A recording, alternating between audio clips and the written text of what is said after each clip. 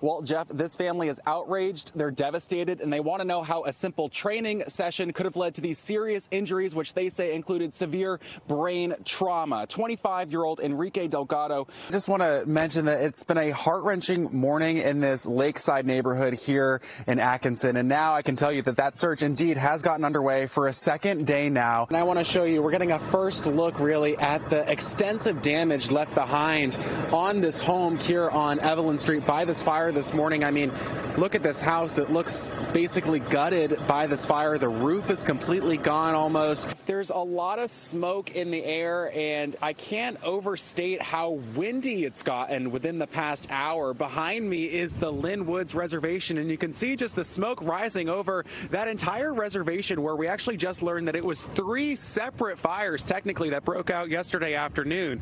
Investigators with the NTSB, they have already started looking into those black boxes that were recovered from that American Eagle jet. That's exactly what investigators are trying to piece together this morning. In fact, they're asking anyone who was in this neighborhood last night who saw something, or anyone who may have been involved in what led to this violent incident to begin with, to come forward and share what they know. This group of workers picketing behind me has continued to grow throughout the morning since we've been here around 5, and they've gotten loud. Like you said, they're drumming, they're chanting, and they are letting their voices be heard. But we're talking about a major traffic nightmare all day yesterday for people leaving the Boston area trying to head west along the Mass Pike. This day and this walk, it tackles a lot of serious topics, right? But I want to highlight the fact that there is a lot of joy, a lot of hope in the air as we hear remarks. Let me tell you something. We've been getting a really cool view this morning of the salt actually getting unloaded off this massive ship here in the harbor. Look, the Celtics have a great record against the Knicks going into this series. Darren, let me tell you something. People are just excited to see this thing. We're hearing some announcements right now about how we are about 15 minutes away from the partial eclipse beginning here. It is pretty good for snow angels, so I'm going to make a snow angel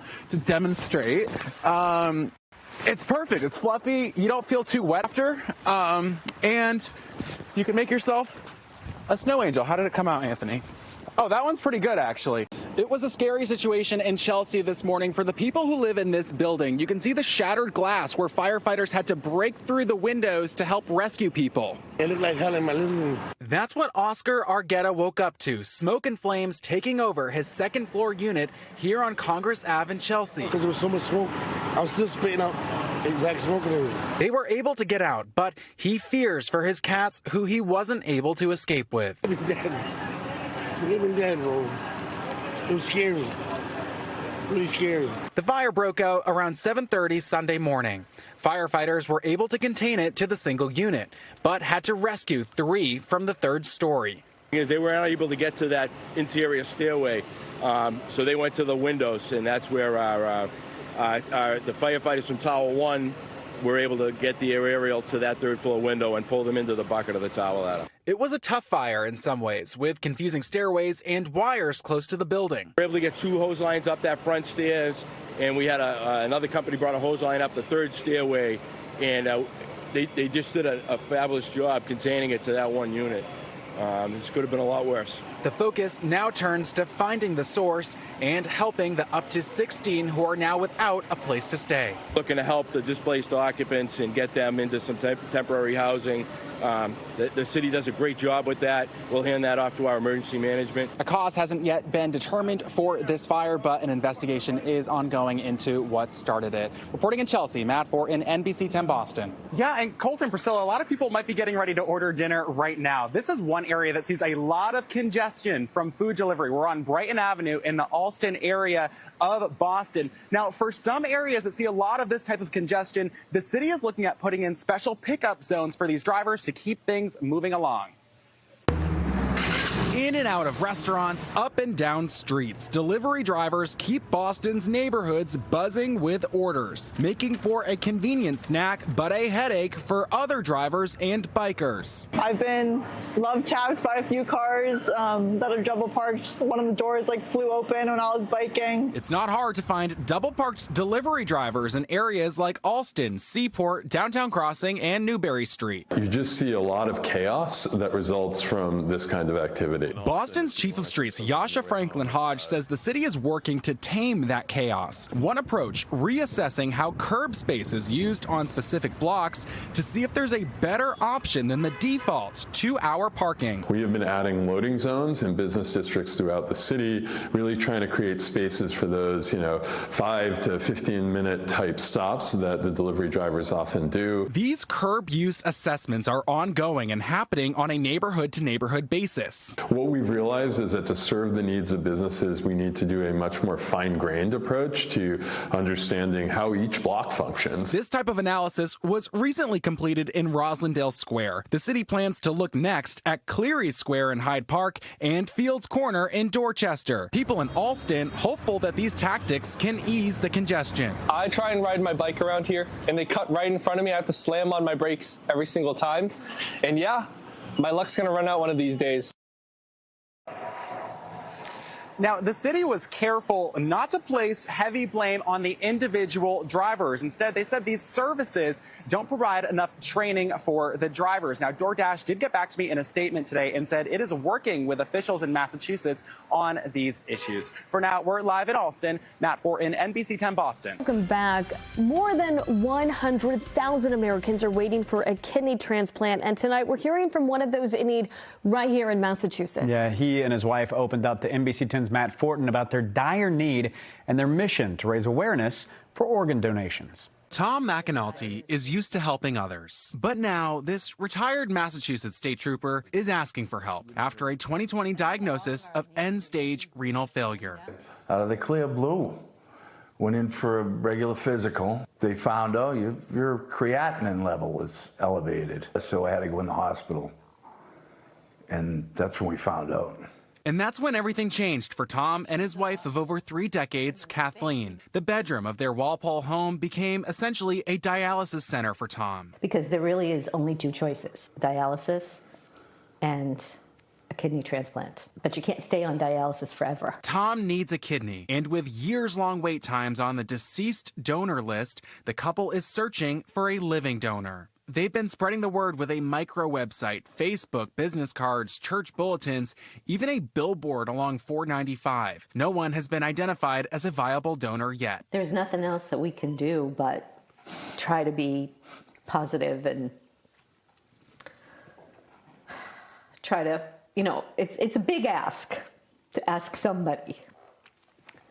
But there is no other choice. What happens to those patients on dialysis is that their health condition deteriorates. Then what we do with every patient, we encourage them to look for a living donor because we know that the wait time is so terribly long. According to the National Kidney Foundation, 123,000 Americans are on wait lists for a life-saving organ transplant. Over 101,000 of those are for a kidney, but only 17,000 get one annually. The McAnultys hope that Tom is one of those lucky ones soon.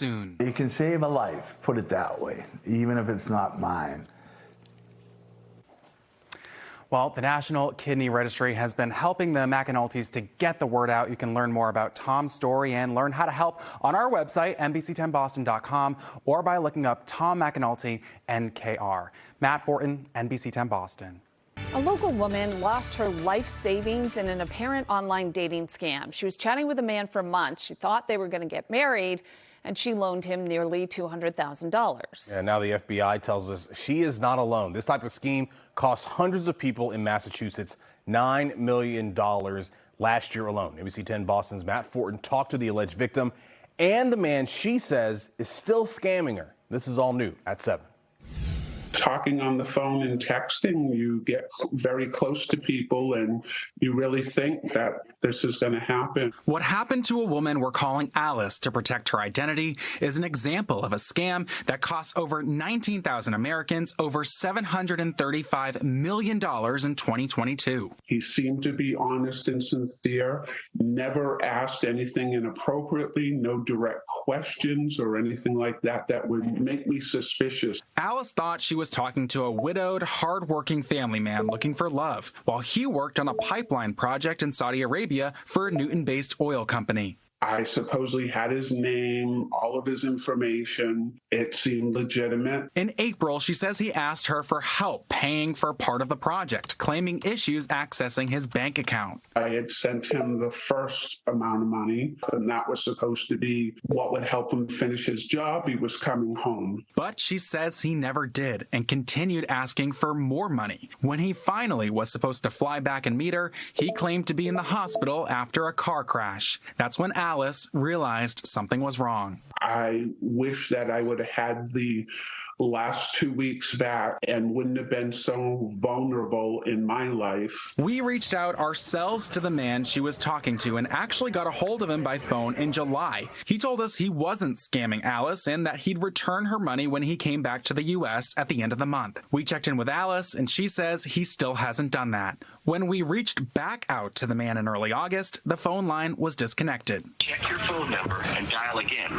Alice says she filed reports with the FBI, local police, and the Florida Attorney General's office, who told us they brought the matter directly to her bank. The FBI couldn't confirm an open investigation into her particular case. So we encourage folks to have a conversation with friends and family about security. Agent Doug Doman with the FBI says investigating these types of cyber crimes is difficult. Some of the loss amounts are just too small for us to really dedicate resources to. So how big is the problem? FBI data shows the amount reported lost through all cyber crimes in the U.S. almost quadrupled from 2018 to 2022. Anyone who thinks they've been a victim of a scam like this should talk to their bank. And Doman says, I would recommend they first contact the bank that money is being sent from. Let them know that it's a fraudulent transaction. And then I would report it to ic3.gov. I'll never get my money back from them, which is pretty sad because it was my life savings. Alice is now living with her brother in Florida and pushed back her retirement. What are the biggest feelings that you're feeling now in the wake of this? I've always helped other people. I'm hoping to put a positive light on this to become an advocate for scamming for elderly people. Alice did try to recall those wire transfers, but the bank told her and the AG's office that since she sent the money herself, it didn't have recovery options for scams. Her lawyer fired back, saying the bank should have raised more red flags. Now, in a statement to us, Chase Bank said that these situations are heartbreaking, but they urge people not to answer requests for money online or over texting. Matt Fortin, NBC 10 Boston.